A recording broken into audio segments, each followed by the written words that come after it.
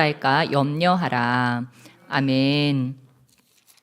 네, 함께 우리 하나님께서 받으시는 기도라는 제목으로 함께 말씀 계속해서 나누시며 나가시겠습니다. 네, 여러분은 늘 기도를 하시죠? 네, 기도를 하실 줄 믿습니다. 네, 여러분이 기도하시면 어떻게 그게 하늘나라로 올라가는 게 느껴지십니까? 하나님께서 지금 이 기도를 듣고 계시구나, 지금 나와 함께 계시구나, 이것이 느껴지십니까? 네, 여러분 이것을 늘 느끼시기를 축복합니다. 네, 저희가 하나님께서 받으시는 기도라고 했는데 정말 저희가 기도를 하는 이유는 이렇게 하나님과 소통하기 위해서 이렇게 저희가 기도를 하죠. 그래서 사실 뭐 여기 계신 분들은 기도는 내가 다 알고 있는데 라고 생각할 수도 있습니다. 그런데 막상 또 우리가 누군가를 만나서 기도가 뭔가요? 라고 했을 때 참 설명하는 게 또 쉽지 않구나. 갑자기 기도에 대해서 얘기해 보라고 하면 기도가 뭐였지? 또 그렇게 생각이 들 수도 있습니다. 그래서 요즘에 또 새로운 가족들도 들어오고 그러면서 기도에 대해서 우리가 다시 한번 기도의 초보로 돌아가서 기도를 다시 한번 좀 잘 배우고 또 다시 한번 잘 연구하면서 나도 내가 지금 기도를 잘 하고 있는지 점검을 하고 또 내가 새로운 신자들 또 주변에 나아가서 또 좀 주님을 알고 싶어하는 사람들에게 기도를 알려줄 때 나도 좀 자신 있게 기도를 알려줄 수 있는 좀 그런 단계까지로 우리가 나아가자. 그래서 좀 기도에 대해서 좀 더 계속 나누고 있습니다. 그래서 지난 설교도 기도의 권능에 대해서 나눴는데 또 말을 하다 보면 또 기도뿐만이 아니고 신앙생활의 또 일상 다반사에 대해서 다루게 돼서 또 기도의 뿐만이 아닌 다른 것들과 근데 여러분 우리 예수님 말씀도 보니까 그런 것 같아요. 분명히 기도에 대해서 여기 계속 말씀하시죠. 그런데 뒤에 가다 보면 좀 이 신앙생활이라고 하는 것이 이 기도뿐만이 아니고 우리 지난 시간에도 나눴지만 기도와 삶은 뭐다? 따로다? 하나다라고 하는 것들을 깨달을 수 있습니다. 그러니까 기도의 목표나 삶의 목표가 사실은 동일하다고 하는 거예요. 그러니까 우리가 기도할 때 목표를 잘 잡고 가는 사람은 삶의 목표에서도 그 목표가 사실 동일한 목표이기 때문에 기도에 승리하는 자는 그 삶도 승리하게 된다고 하는 것입니다. 그래서 우리가 기도의 목표도 잘 잡고 삶의 목표도 잘 잡고 신앙의 목표를 잘 잡아서 어때요? 목표가 확실하면 우리가 그 목표를 잘 달성할 수가 있게 됩니다. 맨날 뭐 목표 달성, 우리가 세일즈 하자는 건 아니지만 우리가 이렇게 하나님 나라에서도 그 목적이 뚜렷해야 된다고 하는 거예요. 이 목적이 없이 그냥 막 종횡무진, 그냥 주님 안에서 잘하면 되지. 그게 아니라고 하는 거예요. 왜냐? 너무 이 땅에요. 유혹이 많고 마음 쓸 것들이 많아요. 이 하나님의 말씀도요. 너무 집중할 것들이 우리가 그냥 아무 생각 없이 보면요 집중할 것이 많아요. 그래서 나는 오늘 어떤 하나님의 말씀을 살아내야 되지? 하고 우리가 때로 고민하게 됩니다. 근데 내 안에 이 하나님의 말씀이 잘 정리가 되어져 있는 사람은요 기도가 쉽고 어떻게 보면 삶도 쉽고 신앙생활도 쉽고 사역 감당도 쉬울 수 있어요. 왜냐하면 내 안에 흔들리지 않는 중심, 목표가 확실하기 때문에. 근데 이 기준과 목표가 모호한 사람들은 신앙생활을 많이 했음에도 불구하고 내가 말씀을 잘 모른다고 생각하고 신앙생활을 잘 모른다고 생각하고 내가 누군가를 만나도 가르칠 수 없다고 생각해요. 근데 여러분 그렇지 않아요. 여러분은 이미 많이 배우셨고 그것이 여러분 안에 이제 한 줄기 가운데서 잘 정리가 되어져서 이제는 나는 많이 알고 있다. 성령께서 나에게 가르쳐 주셨고 나는 이제 다른 사람들 가르칠 수 있는 장성한 자가 되었다. 이것이 여러분 안에 정리가 되시기를 축복합니다. 그래서 우리 얼마 전에도 우리 성도님께 그러한 얘기를 나눴는데 여러분 이 성경이 말하는 것이 무엇입니까? 예수님에 대해서 말씀하고 계시죠? 또 이 성경에 예수님께서 우리에게 주신 계명이 무엇입니까? 네, 하나님을 사랑하고 이웃을 사랑하고 하는 그 두 계명에 모든 것이 들어있다고 그 율법주의자와 얘기하면서 그 안에 모든 것이 다 들어있다 이렇게 말하지 않았습니까? 우리 말씀 하나 찾아보셨으면 좋겠는데 로마서 13장 8절로 10절 함께 찾아보시겠습니다. 로마서 여기를 철해 놓으시고 우리 로마서 13장 8절로 10절까지 함께 찾아보시겠습니다.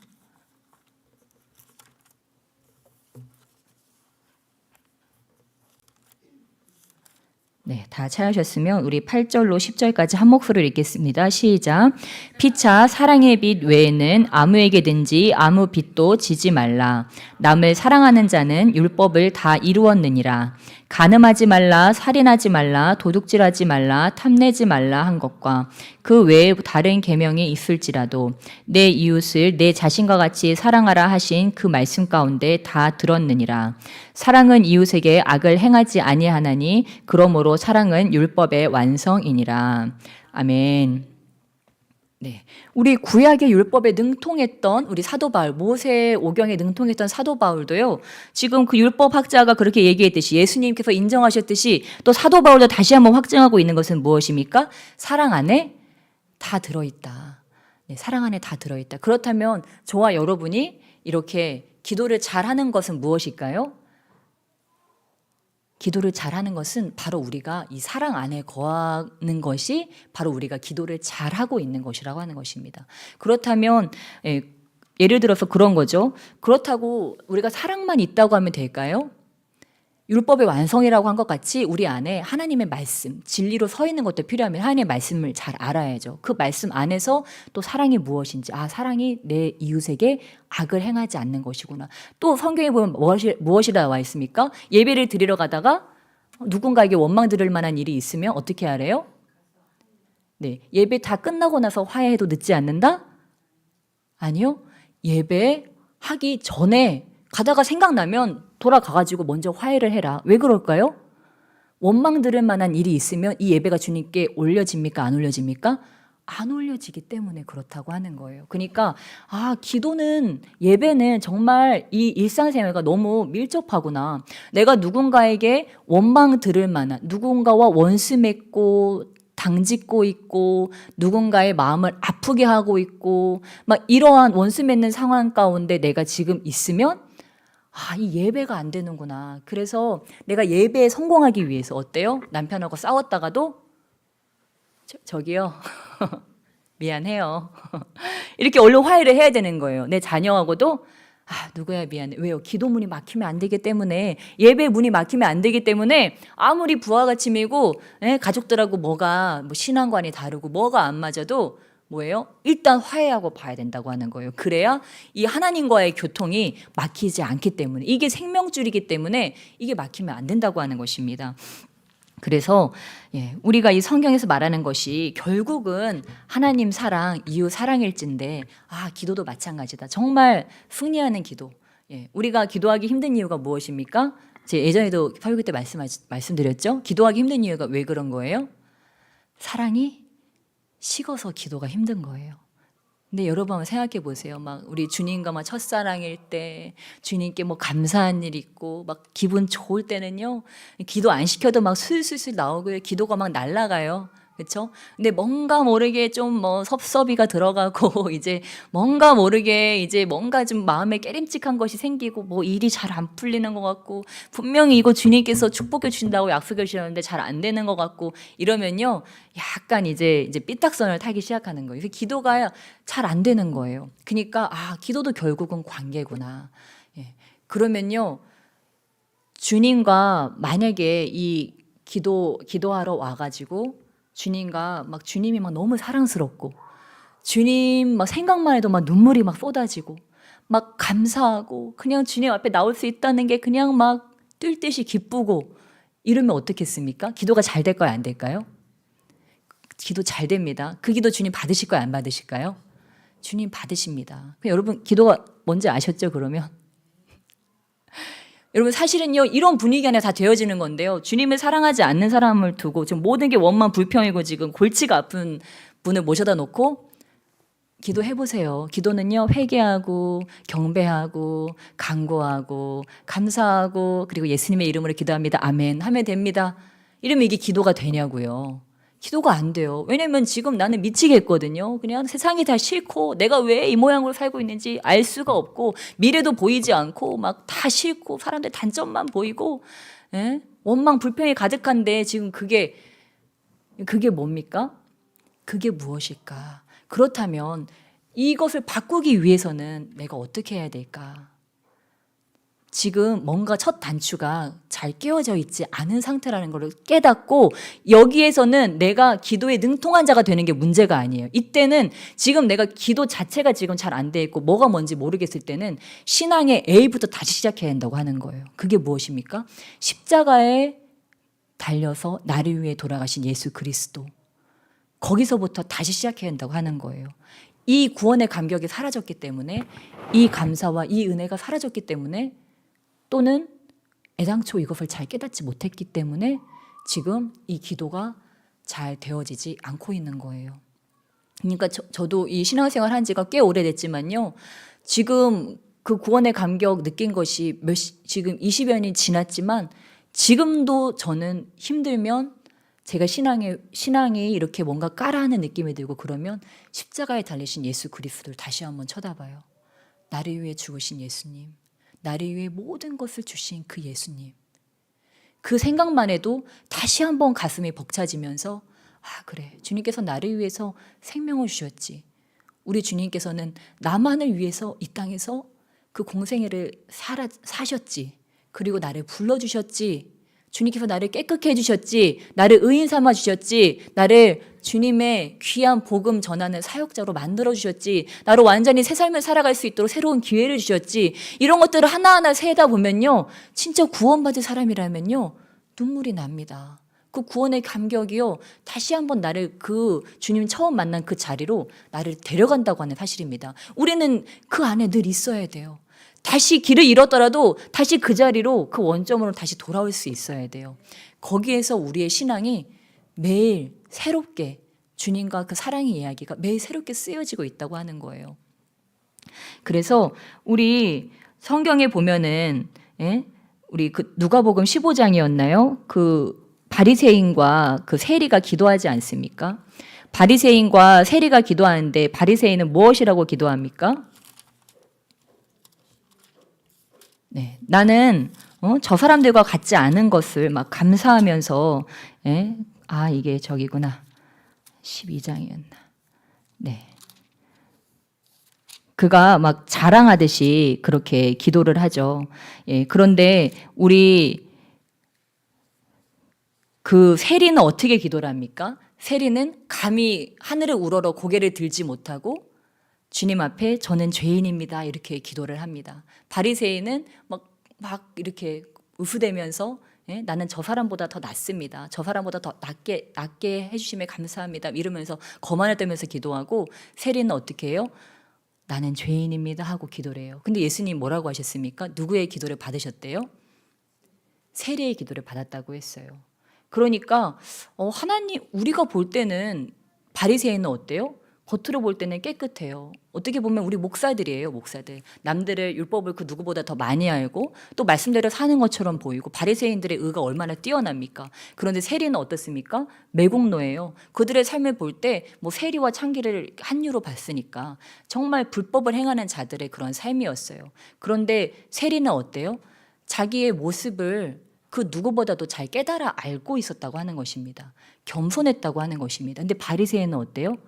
자신의 모습을 깨닫지 못하고 있었어요. 그리고 뭐만 쳐다보고 있었어요? 다른 사람들만 쳐다보고 있었어요. 저 사람은 어떻고 저 사람은 어떻고 저 사람 단점은 무엇이고 저 사람 죄는 무엇이고 나는 그들보다 낫네 에헴 하고 있었어요. 근데 세리는 주님, 저는 주님의 앞에 죄인입니다. 고개도 들 수 없는 죄인입니다. 주님은 크시고 저는 너무도 작습니다. 저는 회개할 것이 너무도 많습니다. 라고 주님 앞에 고백했어요. 이것을 볼 때 우리 주님께서 찾으시는 자는 어떠한 자인지를 우리가 깨달을 수 있습니다. 우리가 주님께서 받으시는 기도라고 하면 거창하게 우리가 느껴지지만요. 좀 다른 관점으로 우리가 바라보자면 사랑이라는 관점으로 바라볼 때 여러분 사랑은 무엇입니까? 사랑은 온유하고 겸손한 것이라고 우리가 표현이 되죠. 사랑의 성품은 온유와 겸손. 그렇다면 사랑이신 하나님과 교통할 수 있는 자들은 그 사랑이신 하나님과 함께 온유와 겸손으로 공명할 수 있는 자들이구나. 그러면 사랑의 성품이 온유와 겸손이라면 뭘 싫어할까요? 교만과 혈기와 탐심을 싫어하겠죠. 사랑의 반대말이 되는 것들을, 사랑의 성품을 가진 자들은 싫어하게 됩니다. 본능적으로 싫어하게 돼요. 그러니까 어떻게 할까요? 자꾸만 내 안에서요, 이 교만을 퍼내는 거예요. 혈기를 퍼내는 거예요. 세상의 욕망과 탐심들을요, 퍼낼 수밖에 없어요. 기도하러 오면은 교만이 깨달아져요. 내 안에 죄악들이 깨달아져요. 그냥 시키지 않아도, 아버지 제가 오늘도 입술로 범죄했어요. 아버지 제가 세상의 것들을 바라봤어요. 주님 용서해 주세요. 아버지 아직도 나는 이렇게 교만하여서 사람들의 인정을 구하고 하나님께 인정받기보다 사람들에게 인정받고 사람들에게 대접받기를 원하고 있어요. 아버지 나는 아직도 여전히 이렇게 교만하네요. 그러면서 이 쓴물들을요 막 퍼내는 작업을 시키지 않아도 해요. 왜? 사랑의 하나님의 그 빛 가운데서 자신이 비춰지면서 그 사랑의 하나님을, 사랑의 예수 그리스도를 무던히 닮아가려고 나도 모르게 애쓰기 때문에 이 말씀을 읽다 보면 말씀 가운데 자연스럽게 자기의 모습을 보게 된다고 하는 것입니다. 예, 그래서 어떻게 됩니까? 예, 아버지 김집사 어떻고 박집사 어떻고 먼 건서 어떻고 누구 성도가 어떤 청년이 저를 째려봤어요. 막 이러면서 기도가 나오는 것이 아니고 뭐예요? 아버지 왜 저 사람이 저를 째려볼까요? 아 제가 그런 말실수를 했었군요. 아 내가 이런 상처를 줬었군요. 여기까지 갈 수 있어야지 이게 진정한 기도의 사람이라고 하는 거예요. 그래서 이렇게 하다 보면 무엇입니까? 내가 세상에서 가지고 왔던 염려와 근심과 원망과 미움이요. 정말 기도를 잘하고 나면 어떻게 돼요? 십자가에 가서 나를 못 받고 또 회개하고 또 성령의 음성을 듣고 하다 보면은 그게 아까는 원망과 미움과 불평이 가득해서 왔는데 기도라고 하나님께서 다독거려주고 십자가에 달리신 예수님도 보고 로마 병정도 대봤다가 예수님 십자가 못 박으라는 그 유대인도 대봤다가 손가락질도 해봤다가 또 그 죄가 내 죄라고 또 회개도 해봤다가 이렇게 막 난리를 치고 나면은 나중에 그 예수님의 자리에 이제 아버지 내가 저 참소하는 자들 고소하는 자들이 아니고 내가 예수님과 함께 십자가에 매달릴게요. 아버지 그 죄가 제 죄입니다. 이제 이렇게 되어서 아버지 우리 주님께서는 정말 그러한 자들까지도 사랑하셨죠. 맞아요 아버지 이걸 통해서도 주님께서 저를 가르쳐 주시네요. 아버지 오늘도 저를 죽여주셔서 감사합니다. 아버지 나는 죽었습니다. 예수님만 사세요. 아버지 오늘도 우리 가정에 가서 내가 나오는 것이 아니고 정말 우리 예수님이 성령님께서 역사해 주세요. 이렇게 해가지고 마음이 편안해지고 가벼워지는 거예요. 그래서 어때요? 들어올 때는 김 집사님이 들어왔는데 나갈 때는 누가 나가? 예수님이 돼서 나가는 거예요. 집에 왔는데 뭐예요? 사람들이 예수님 오셨네요. 가족들이 밖에 나갈 때만 해도 얼굴에 구름이 잔뜩 껴가지고 나갔는데 들어올 때는 해처럼 밝아가지고. 그러니까 저는요 여러분 얼굴만 봐도 알 수 있어요. 성령 충만한지 근심 충만한지 알 수 있어요. 여러분 웃으세요. 근심이 있어도 웃으세요.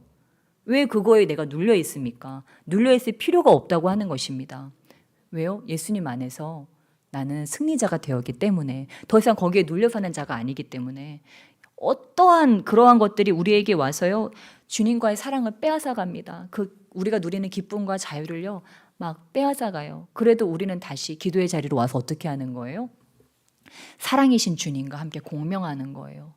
여러분 막 옛날에 소프라노 막 나와가지고 막 돌고래 같은 소리를 지르면은 막 그릇이 막 팍팍팍 막 깨지잖아요. 그 잔들이 막 깨지잖아요. 그런 것과 같이 우리 하나님의 소리에 우리 하나님과 우리가 함께 공명되어질 때 어떻게 해요? 공명되어진다는 것은 무엇입니까? 한 마음, 한 뜻이 되어진다고 하는 것입니다. 그래서 우리 주님께서는 기도를 가르치실 때 저는 지금 공명이라고 표현했지만 우리 주님께서 이렇게 표현하십니다. 마태복음 우리 6장 33절 마태복음 6장 33절에 우리 주님께서 언제 우리의 기도가 상달되어지고 모든 것들이 열려지는지를 이렇게 표현하십니다. 33절 함께 읽겠습니다. 시작. 그런즉 너희는 먼저 그의 나라와 그의 의를 구하라. 그리하면 이 모든 것을 너희에게 더하시리라. 아멘. 그러니까 우리의 기도 제목들, 모든 기도의 제목들은 어디에 들어있는 것입니까? 네, 그리하면 이 모든 것을 너희에게 더하시리라에 우리의 모든 기도 제목이 다 들어가 있어요. 뭐 우리 자녀 잘 되고 우리 남편 잘 되고 자식 뭐 취업 잘 되고 이런 모든 기도의 제목들은 돈 필요하고 뭐 건강 다 이 모든 것들에 들어가 있는데 먼저 무엇을 하라고요? 그의 나라와 그의 의를 구하라. 우리가 이 상태에 머물러 있으면 여기에 내 마음과 뜻과 목숨을 다해서 주님의 나라를 사모하고 하나님 나라의 의가 이 땅 가운데 실현되기를 그런 사모하는 마음.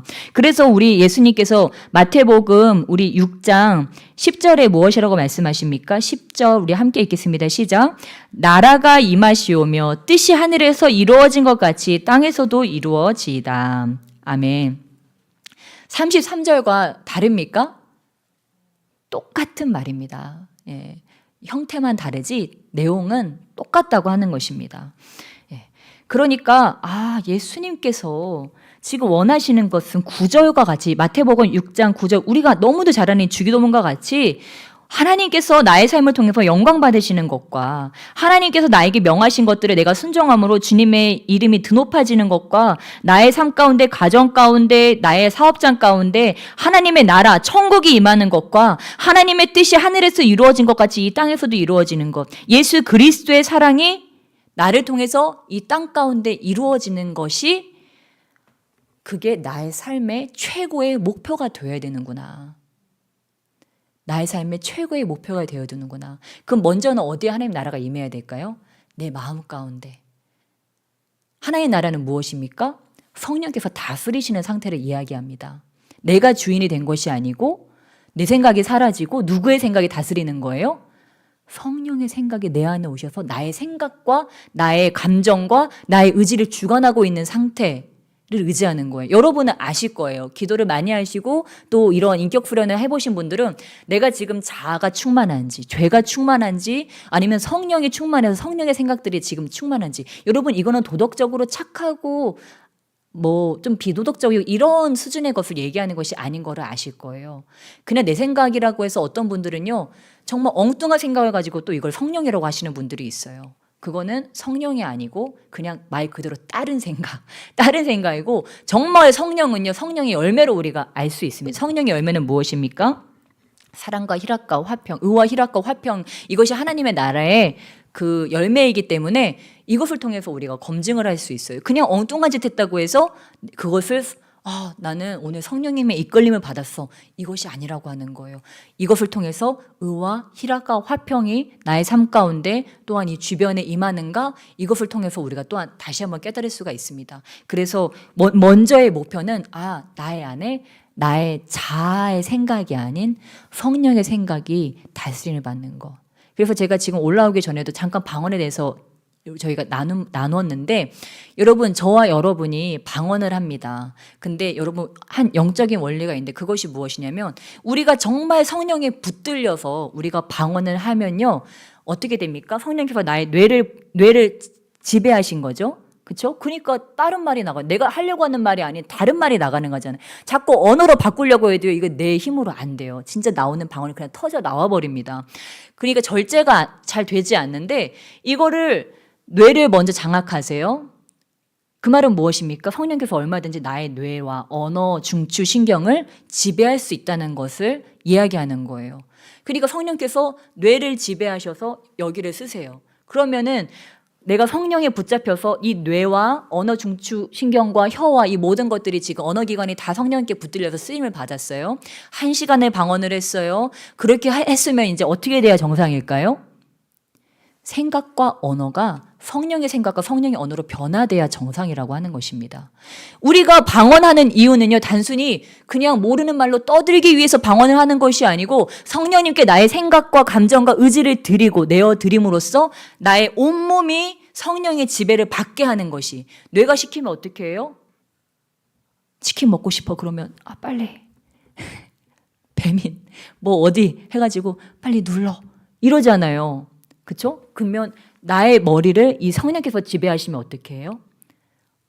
항상 기뻐하라. 쉬지 말고 기도하자. 범사에 감사하자. 누가 미워? 아니야. 그건 너의 감사 제목이야. 하고 성령께서 이렇게 알려주시는 거죠.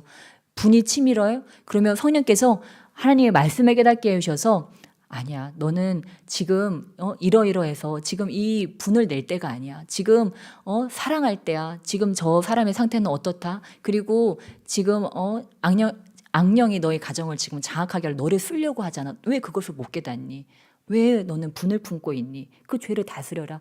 이렇게 성령께서 간섭해 주셔서 그것을 그냥 그대로 해버리는 것이 아니고 성령 안에서 이것이 필터링이 돼서 하나님 말씀 가운데 다시 한번 이게 지배를 받고 이 손과 발로 또한 언어로서 다 나가게 된다고 하는 것입니다.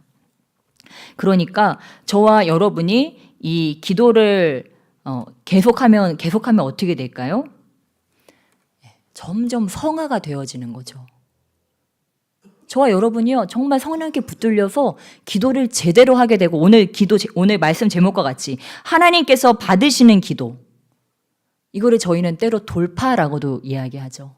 막혔던 것들이 열어진다. 그래서 매일의 기도에 돌파를 경험하라고 저희가 이야기하고는 하는데, 이러한 하늘의 문이 열어지는 기도, 하나님께서 받으시는 기도를 내가 드린다고 하면 우리의 삶이 완전히 바뀌어진다고 하는 것입니다. 그래서 당신은 하나님의 사람, 이 찬양의 가사가 있는데 이 가사에 이렇게 쓰여져 있습니다. 하나님을 감동시키고 세상을 변화시키는 당신은 이 세상에 필요한 사람, 하나님이 좋아하는 사람이라는 이런 감동적인 가사가 있는데요. 하나님을 감동시키고 세상을 변화시킨다고 이야기하고 있습니다. 그러니까 저와 여러분이 정말 이 기도를 한다고 하는 것, 하나님께서 받으시는 기도를 하기 위해서 우리가 하는 거잖아요. 그렇죠? 혼자 떠들다가 오는 거면 기도가 아무 의미가 없잖아요. 하나님께서 받으시는 기도를 하면 어떻게 됩니까? 다윗이 그러했던 것 같이 하나님의 마음에 합한 자가 되어서 하나님께 받으시는 기도를 하면 하나님께서 감동을 하시게 되고 우리도 하나님을 감동시키는 사람으로 변화되어지게 된다고 하는 것입니다. 그러니까 어땠습니까? 모세의 삶이 그랬고 노아의 삶이 그랬죠.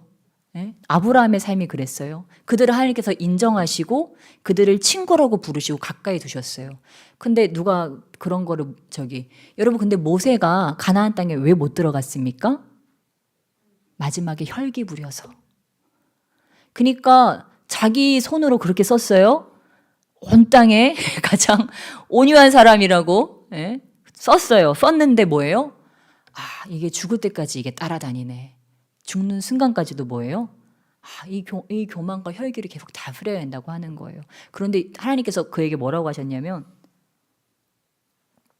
처음에는 모세와 아론과 백성들이 다퉜어요. 근데 하나님이 마지막 순간에 뭐라고 말씀하시냐면, 모세와 아론이 나와 다투었으므로 너희가 가나안 땅에 들어오지 못할 것이다 라고 말씀하셨어요.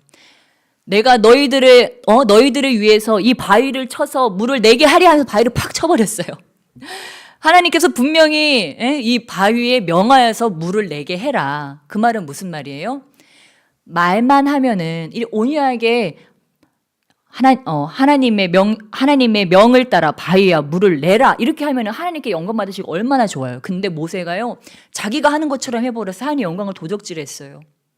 우리 목사님 유행어 영광병 걸려가지고 그냥 탁 치면서 내가 너희를 위해서 물을 내랴 이러니까 어때요? 하나님의 자리와 내 자리가 바뀌어버렸네. 또 그거를 막 혈기를 부리면서 해버렸네. 그러니까 하나님의 영광을 도적질했고 또 화를 내면서 백성과 다퉜는데 하나님 보실 때는 이 거룩한 성민은 곧 누구예요? 하나님이에요. 여러분 가족이 누구예요? 하나님이라는 거 믿으시기 주님의 축원합니다. 여러분 남편이 누구예요? 하나님이라는 걸 믿으시기 축원합니다. 여러분 아내가, 여러분 여자친구가, 여러분 가족이 누구예요? 하나님이라는 걸 믿으시기 축복합니다. 그래서 하나님께서는요, 당신을 통해서, 여러분을 통해서 여러분의 가족이 행복하기를 원하세요. 아멘? 그게 뭐예요? 예배라고 하는 거예요. 하나님께서는 내가 아무리 교회 와가지고 1시간, 2시간 부르짖어 기도를 하고 부르받고 난리를 쳐도 집에 가서 너의 옆에 있는 가족을 불행하게 만드는 자의 예배는 소용이 없다고 하는 거예요. 그거는 예배가 아니라고 하는 거예요. 가증스러울 수도 있다고 하는 거예요. 아니, 여기 와서 부르짖고 저기 하지만 말고 네 옆에 있는 가족을 돌봐라. 그를 행복하게 하고 그를 편안하게 해줘라. 그의 마음을 읽어라. 그의 마음이 바로 나의 마음이다. 우리 주님께서는 그렇게 말씀하시는, 내 옆에 가족이 나로 인해서 눈물 짓고 있으면 누가 눈물 짓고 있는 거예요? 하나님께서 눈물 짓고 있는 거예요. 오늘 내가 길 가다가 아주 불황자를 한 명 만났어요. 그 사람이 누구라고 하는 거예요? 하나님이라고 하는 거예요. 그러니까 너희가 부지 중에 천사를 대접하였던 것을 네가 듣지 못하였느냐, 그렇게 말하는 것과 같이 우리 주님께서는 우리의 예배가 정말 그냥 입으로 하는 그런 예배뿐만이 아니고, 여러분 오늘이 만약에 저와 여러분에게 주어진 마지막의 이 삶이라면, 저는 옛날에 뭣도 모르고 그런 때 그러면 나는 오늘이 내 마지막 삶이면 깨끗한 옷을 입고 기도를 열심히 하다가 정말 주님 곁에 복음을 전하다가 가야 되겠다 이렇게 생각했는데, 꼭 그런 것만도 아니더라고요. 그거 그냥 그때 옷 깨끗한 거 입고 그렇게 하는 것이 그것만이 예배가 아니고, 정말 그냥 나의 이 일상생활에 작은 이 일상의 하나하나의 삶 가운데 내 남편을 행복하게 하고 내 자녀를 행복하게 하고 나의 만나는 사람들을 예수의 사랑으로 그들을 행복하게 하고 복음으로 그들의 자유함 받게 하고 행복하게 하는 것, 그때그때 하나님 주시는 그 말씀에 순종함으로 그들이 하나님께 영광 올리게 하는 것. 여러분, 그들이 왜 하나님께 영광 올리게 됩니까? 그리스도인들을 통해서 사랑을 받았기 때문에 그들이 그리스도인들을 통해서 영광을 올리게 되는 거예요. 여러분, 그러한 사랑을 나눠주시길 주님의 축원합니다. 그래서 우리 주님께서 저와 여러분에게 원하시는 것은 이 기도처에 나와서 사랑으로 주님과 함께 공명하고, 그러니까 저도 이제 벌써 기도 생활을 한 지가 이제는 좀 시간이 좀 지났어요. 그런데 이제 저도 이제 장깨가 생기는 것 같아요. 어떻게 하면 깊은 지성소로 빨리 들어갈 수 있는가? 이제 이것들을 자꾸 머리를 쓰게 되는 것 같아요. 어떻게 하면 성령의 음성 가운데로 빨리 들어갈 수 있을까? 근데 그거는 사랑과 감사밖에 없더라고요. 물론 회개도 필요해요. 회개가 없이는, 사실 회개는 무엇입니까? 먼저는 나의 모습을 깨닫는 거죠. 말씀 가운데. 그래서 이 하나님 앞에 오면 먼저 말씀을 펴요. 그래서 잘못된 생각들, 그런 것들이 있다면, 또 내가 잘못 보고 있는 것이 있다면 이 말씀으로 다시 한번 내 생각을 가다듬는 것입니다. 다시 한번 초점 조절을 한 다음에 주님의 사랑에 잠잠히 잠기면서 또 주님께 감사의 제사를 드리면서 주님의 지성소로 들어가요. 그러다 보면 이 주님의 마음과 나의 마음이 맞닿는 어떤 것들을 느끼게 됩니다. 주님의 어떤 사랑이 나를 감격시키는 그런 어떤 감사가 내 가슴 벅차게 이렇게 임하면서 뭔가 그 주님의 임재 가운데 있다는 확신이 우리 가운데 들어올 때가 있어요.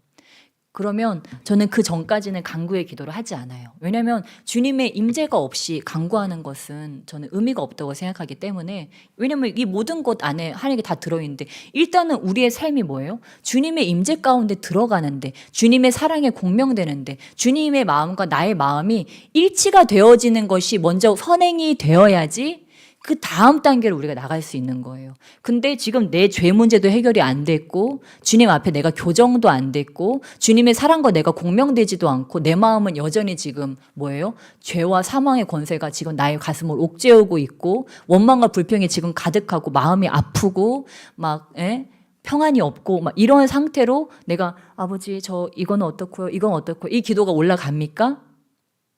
안 올라간다고 하는 거예요. 그러니까 먼저는 뭐예요? 이 무거운 마음의 짐들을 주님 앞에 회개하고 토설함으로써 이것들이 성령의 생각으로 바뀌는 데까지 나아가야 한다고 하는 것입니다. 아버지 저 가슴이 아파요. 너무 답답해요. 아버지 이것이 무엇 때문입니까? 이것이 거기로부터 온 것이군요. 제가 잘못 생각했군요. 주님 감사합니다. 주님 찬양합니다 하면서요, 이거를 덜어내고 비워내고 예수 피로 씻어내고 내어 쫓고, 축사할 건 축사하고 회개할 건 회개하면서 이것들을 비워내면서 예수님의 사랑으로 바꾸는 거예요. 성령 충만으로 그런 생각과 감정으로 이렇게 바꾸고 나면 어때요? 이제 마음의 평안함이 오면서 바로 이거였구나. 이것이 바로 예수님의 사랑이구나. 그러면 그 다음부터 어떻습니까? 점점 그러면서 근데 이 모든 단계에는 사실 계속해서 성령님의 인도하심이 필요합니다. 성령님께 이 기도를 맡겨드리면서 성령님 계속 인도해 주세요. 그래서 사실 처음 기도할 때부터 이 기도 자체를 성령님을 인정하시는 분들은 성령님께 이 기도에 아예 주도권을 먼저 맡겨드리세요. 주도권 맡겨드리고 성령님 오늘 기도를 인도해 주세요. 저는 오늘 성령님께서 이끄시는 대로 가기를 원합니다. 하지만 가이드라인 이 말씀을 붙잡고 그냥 성령님 이끌어 주세요 하면요 엄원대로 끌려갈 수가 있습니다. 그러니까 이 말씀의 가이드라인이 있어요. 생각이 혹시라도 다른 곳으로 가거나 성령의 열매가 아닌 어떤 다른 부정적인 감정이 우리를 사로잡을 때는 얼른 다시 말씀으로 돌아와야 되기 때문에 말씀을 펴놓으시고 기도를 하세요. 그래서 이렇게 성령님의 인도함을 구하되 그때그때 주시는 말씀 아니면 성령님께 여쭤보고 어떤 말씀을 봐야 될지를 또 그 말씀으로 돌아오면서 말씀을 보면서 다시 교정하고 또 들어가고 하면서 주님과의 일치 가운데 계속 들어가는 거예요. 그래서 주님과 일치 가운데 들어가서 방언이 막 깊은 단계에 이르렀어요. 그때는 어떻게 해요? 주도권이 이제는 아까 처음 시작은 어때요? 나의 이 죄짐이 주님과 지성소의 만남을 막고 있었기 때문에 이 죄짐을 비워내는 단계였어요. 근데 지금은 지성소에 들어가 버렸잖아요. 거기서는 어떻게 하면 돼요? 여러분이 지성소 들어가가지고 하나님 저 오늘 할 말 많아요. 그러면서 막 하나님께 막 얘기하게 될까요? 보통 지성소 들어가면 어떻게 됩니까? 계시가 임해요. 그렇죠? 지성소 들어가면은 이제 우리는 거기에 엎드려지고 하나님의 영광에 엎드려지고 주님께서 이 주도권을 잡고 성령님의 계시와 묵시가 그때 임하게 됩니다. 그러면 우리는 어떻게 되면 그때는요 성령님의 이끌리심에 따라서 막 다니는 거예요. 야 저기로 가자. 나 너한테 이 말 하고 싶었다. 그러면서 그때는 내가 잠잠하면서 성령의 이끌리심에 따라서 성령께서 이끄시는 대로 갑자기 민족을 우리 이 나라와 위정자들 위해서 기도하게 하시면 그것을 기도하고 또 감사 찬양을 하게 하시면 감사 찬양을 하고 막 춤을 추고 싶으면 성령 춤을 추기도 하고 누군가를 막 축복하고 싶으면 그런 축복을 하게 되면서 그때는 성령의 이끌리심을 따라 그때 근데 갑자기 하나님께서 너 몸이 안 좋다 깨닫게 하실 수도 있어요. 그때는 그 아픈 곳을 이렇게 축사하기도 하고 축복하기도 하고 몸을 이렇게 움직이기도 하면서 이렇게 기도를 하는 거예요. 그렇게 제가 아까 얘기했던 그 지성소에 들어가기 그 전 단계를 거쳐서 그 다음에 이 지성소에 들어가서 성령에 붙들려서 이렇게 성령의 이끌리심을 막 따라서 이렇게 자유롭게 기도하다 보면 어떻게 됩니까? 이제는 이 영계에 내가 들어갔기 때문에 이 영계가 열려지게 되면서 나의 지정의가 다루어지고 깨끗하게 되어지고 정화되어지고 성령의 것들로 이제 바뀌어져서 이때는 생각도 바뀌고 언어도 바뀌고 행위도 바뀌어지고 가치관도 바뀌어지고 이 모든 것들이 바뀌어지기 때문에 이때 이제 우리가 그토록 원하는 성령의 비밀한 것들이 풀어지고 앞으로의 삶을 어떻게 진행해 나가야 되는지에 대한 그런 것들이 우리에게 이렇게 점점 다가오게 되고 그것들을 준비하게 되는 그런 단계라고 하는 것입니다. 그러면 저와 여러분 어떻게 해야 될까요? 받아 적어야죠. 그렇죠? 그거 뒤돌아서 딱 집에 가면 또 다 잊어버리잖아요. 그렇죠? 꿈꾸고 맞아 그랬다가 또 한 몇 시간 지나면 다 잊어버리잖아요. 그러니까 어떻게 해야 돼요? 저와 여러분요 늘 노트, 휴대폰에 메모를 하든지 이걸 항상 준비를 해야 된다. 주님 앞에 나갈 때는 항상 이걸 준비해야 된다고 하는 것입니다. 그래서 이거를 가지고 적는 거예요. 이거. 주님께서 지금 이렇게 말씀하셨구나. 우리 남편을 가장 행복한 사람으로 내가 만들어야 되는구나. 우리 자녀들을 가장 자유로운 사람으로 만들어야 되는구나. 우리 부모님에게 이런 영적인 필요가 있었구나. 이걸 채워드려야 되고, 누구 지금 무슨 부장. 지금 이 사람 되게 영적으로 힘들구나. 이 사람에게 내가 이러한 말씀. 이렇게 지령이 하나님 나라의 지령이 떨어진다고 하는 거예요. 이게 별거 아닌데 이런 두리스트, 그렇죠? 이 선교지에서 늘 하는 건데 저도 늘 여기다가요. 지금요 막 저기 체교로 따지자면요 얼마나 많이 썼는지 몰라요. 맨날 저도 나갈 때마다 여기다가 한 페이지를 꽉 채워가지고 여기서 받았던 감동들, 지령들 다 써가지고 이걸 쭉 찢어서 주머니에 넣고 가는 거예요. 왜냐면 옛날 여기다 썼더니 이제 누가 보면 노는 것처럼 보이니까. 목사님이 강단에서 카톡 하시네. 이제 이럴 수 있으니까 이제 옛날에는 여기다가 많이 썼는데 요즘에는 여기다가 막 쓰려고 노력을 해요. 그래서 써가지고 이제 가서 뭐 냉장고에 붙여놓든지 주머니에 놓고 아니면은 이거 저기 핸드폰 또 잃어버리니까 사진 찍어놓고 이걸 하나하나 수행해 나가는 거예요. 이제 주님께 받았던 지령들을. 그러면 어때요? 하나님의 뜻이 하늘에서 이루어진 것 같이 이 땅 가운데서 이루어지는 것들을 보게 되는 거예요. 근데 이거를 어떤 거는 빨리 시행해야 되는 것도 있고 어떤 거는 하나님께서 이제 그 시기와 그 기한을 이렇게 넉넉하게 두는 것도 있어요. 이런 것들을 성령 안에서 분별해 나가면서 아 이거는 내가 지금 순종하지 않으면 불순종이 되는 문제이기 때문에 아 이거는 내가 얼른 순종해야 되고 아 이거는 내가 좀 차분히 좀 시간 여유를 갖고 하나님께서 일하실 때를 봐가면서 내가 해도 되는구나. 이런 것들을 분별하면서 우리가 해나가면 된다고 하는 것입니다. 네, 그래서 저와 여러분이 이렇게 주님 안에서 여기까지 가기 위해서 계속해서 어떻게 해야 될까요? 여기에 가장 방해가 되는 것은 뭐예요? 나의 자아입니다. 성령께서 나를 지배하는 삶을 나아가는데 가장 방해가 되는 건 다른 게 아니고 나의 자아예요. 마귀 얘기할 것도 없어요. 일단은 나의 자아가 이거를 가장 맞기 때문에 우리가 이 하나님의 말씀으로 이게 정화되어지는 과정이 필요하다고 하는 것입니다. 나에게 하시는 주의 말씀을 이거 정화되어지는 과정을 위해서 이런 말씀을 읽어야 되는데 여러분 기도가 어려우신 분들은요. 특별히 마태복음 우리 5장, 6장, 우리 7장을 많이 읽으세요. 여기에요. 예수님의 뜻이 하나님의 뜻이 다 들어있어요. 이 정도를 저와 여러분이 알고 있으면 우리 주님은 뭐라고 말씀하십니까? 마태복음 우리 5장에 우리 팔복에 대해서 우리 주님 말씀하시는데 팔복에서 주님이 뭐에 대해서 말씀하시는 것입니까? 복 받는 비결에 대해서 말씀하시고 계세요. 우리가 기도하는 어떻게 보면 세상적인 이유는 뭐예요? 복 받기 위해서.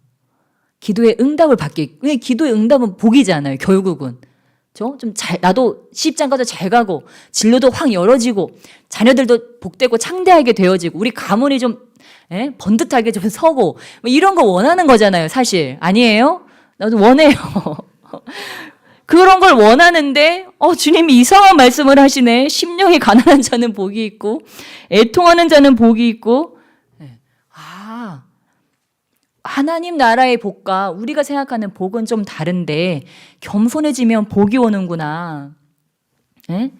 이 땅에 죽어가는 자들을 위해서 애통하는 자는 복이 있구나. 온유한 사랑의 성품을 가진 자는 복이 있구나. 하나님의 의를 위해서 살아가는 자는 의를 이 땅에 실현하기 위해 사는 자는 복이 있구나. 다른 사람을 늘 불쌍히 여기고 사랑해주고 돌보는 자는 복이 있구나. 마음이 깨끗한 자는 마음에 다른 것이 있는 것이 아니고 하나님이 있는 자들, 마음에 허탄한 데 두지 아니하고 마음이 순수한 자들은 복이 있어서 하나님을 보게 되는구나. 또 가는 곳마다 그 가정을 화목하게 하고 또 그 공동체들을 화목하게 하고 교회를 화목하게 하고 이렇게 화목하게 하는 자들은 복이 있구나. 또 내가 옳은 일을 하다가 핍박을 받고 박해를 받을 때 내가 복된 삶이구나. 이런 것들을 뭐예요? 이 말씀을 통해서 깨닫게 되면 이제 기도할 때 목표가 어떻게 됩니까? 하나님 돈 주세요가 아니고 하나님 저 겸손하게 해주세요. 저 온유하게 해주세요. 왜 온유하면 어떻게 해요? 땅을 차지한대요. 온유하면 땅을 차지한대요. 여러분 땅 부자 되기 원하십니까? 땅 부자 되기 원하세요? 온유해 주시기를 주님의 축원합니다. 그러니까 여러분 사실요 우리가 겸손해지고 온유해지면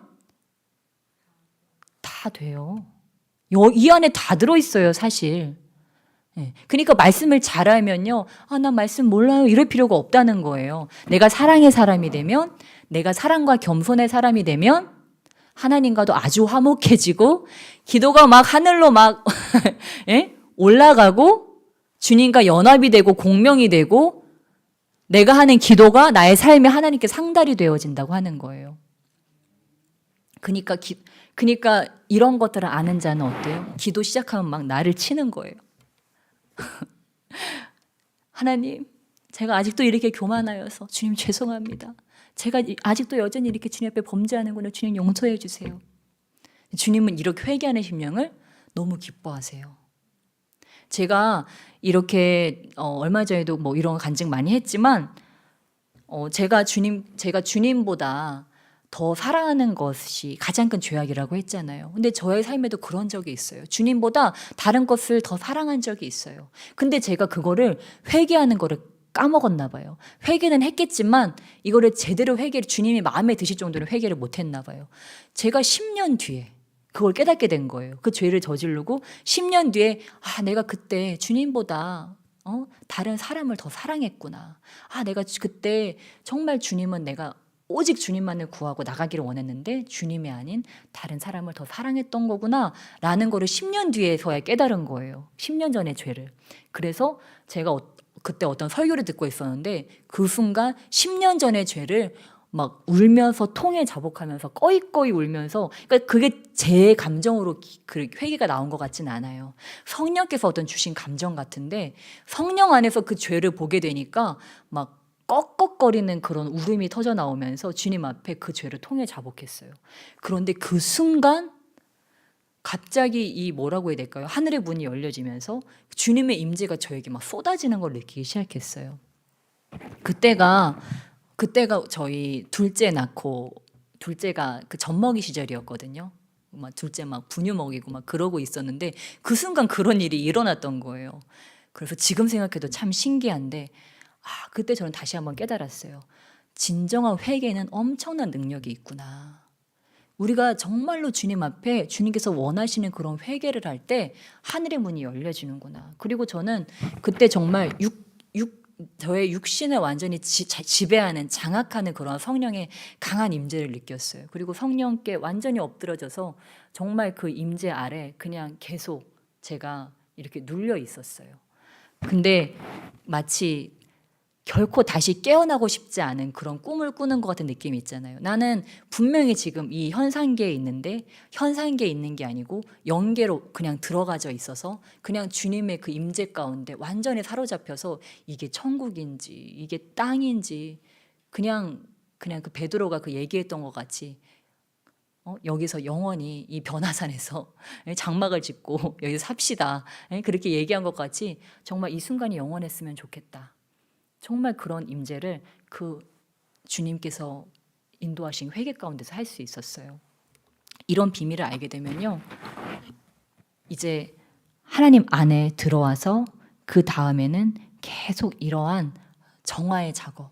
왜요? 신랑을 너무 사랑하는 자들은요, 내 신랑이 얼마나 사랑스럽고 거룩하고 멋진 분이라는 걸 알게 돼요. 그러한 신부들은요, 자꾸 거울을 보면서, 말씀의 거울을 보면서 화장을 고치는 거예요. 의복을 고치는 거예요. 신랑한테 걸맞는 사람이 되고 싶어. 더 의로운 자가 되고 싶어. 더 겸손한 자가 되고 싶어. 더 온유한 자가 되고 싶어요. 그래서 계속해서 자신의 모습을 가꾸고 고치고 이 깊은 곳부터 그 모든 것들을 주님께 멘토링 받고 코칭 받으면서 하나하나를 고쳐나가는 거예요. 그런 것들이 이루어지는 곳이 바로 기도의 자리라고 하는 거예요. 지금 누구한테 이런 필요가 있고 누구한테 이런 필요가 있고 지금 열방에 이런 거 이것도 해야 돼 저것도 해야 되고 주님은 그 어떤 것보다 누구를 고치기 원하신다? 나를 고치기 원하신다고 하는 것입니다. 그래서 주님 그러한 작업이 선행되고 난 다음에 뭐가 이루어지는 것입니까? 중보도 들어가고 축사도 되어지고 이제 그런 것은요, 남 이야기는 그 다음에 되어지는 이야기예요. 그러니까 그 전에는 나와 주님과 사랑 이야기, 또 멘토링과 코칭으로 인해서 신부를 온전히 아름답게 머리 끝부터 발끝까지 이 깊은 속까지 온전히 아름답게 하는 그런 것들을 우리 주님께서는 계속적으로 해나간다고 하시는 것입니다. 그러니까 아까 우리가 얘기했던 그 바리새인과 세리의 기도로 들어가서 그래서 하나님께서 그 세리의 기도는 받으신 거죠. 왜요?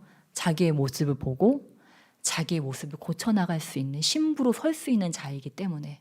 그런데 바리새인은 자신의 모습을 볼 수 없는 자였어요. 자신의 모습을 볼 수 없고 하나님도 볼 수 없는 자였어요.